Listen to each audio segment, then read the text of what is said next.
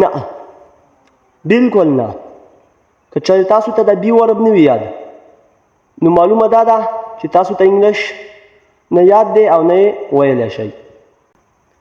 نو د انګلیش د زده کړې لپاره او د فلوئنټ انګلیش ویلو دپاره بي ورب ډېر ضروري دي. که چېرې تاسو ته د بي ورب یاد وي نو تاسو د 10 والا د 9 والا 11 والا 12 والا سره په انګلیش کې خبرې کولی شئ.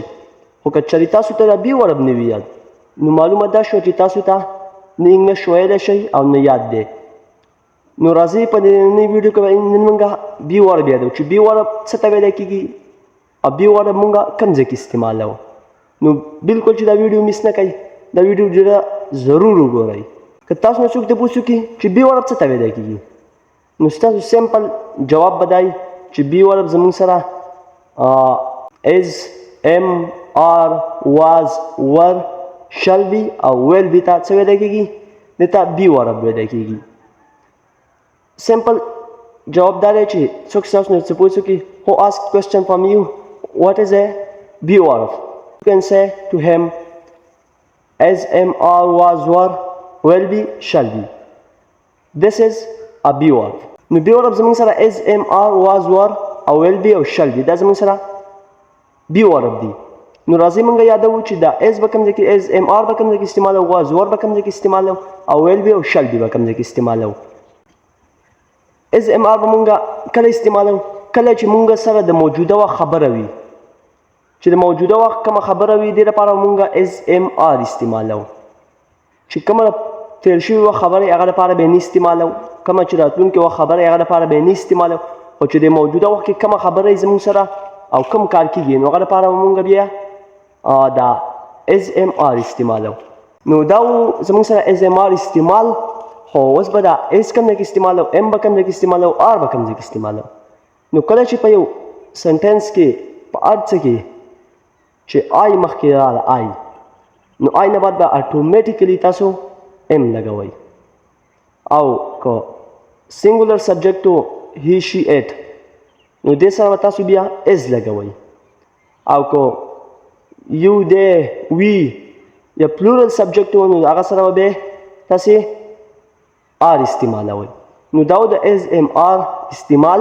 او چې په کوم وخت کې استعمالوو نو هغه مې درته وویل چې په موجوده پریزنټ ټایم کې به موږ دا as am are استعمالوو. اوس به موږ په دې باندې یو څو سنټنس یاد کړو نو داسې به چې دا خبره زموږ د ذهن ته ورولوېږي نو بیا به هېڅکله دا ستاسو نه هېر کېږي. زموږ سره فار ایگزامپل تا ته ملګري یا نور څوک درته وایي چې هلکه راځه یا دې ځای له ځو یا بل ځای له ځو تا هغه ته ووایي چې هلکه زه ستړی یم ډېر زیات ستړی یم نو دا سنټنس به تاسو په انګلیش کې څنګه وښایي. نو دا پهله به دې سنټنس ته سوچ وکړئ چې دا ما څه سنټنس و زه ډېر ستړی یم نو دې کې به سبجیکټ زموږ سره زه دی زه لپاره استعمالېږي I. ما تاسو وویل چې دا بي ورب زموږ سره ډېر اهم شی دی نو د I نه بعد څه شی استعمالېږي اتوماتیکلی am استعمالېږي. نو I نه بعد به موږ am ولګوو. ډېر ستړی یم ډېر ستړي لپاره څه استعمالېږي very tired. I am very tired زه ډېر ستړی یم. یا ورته وویل چې هغه ډېر ستړی دی نو he is very tired.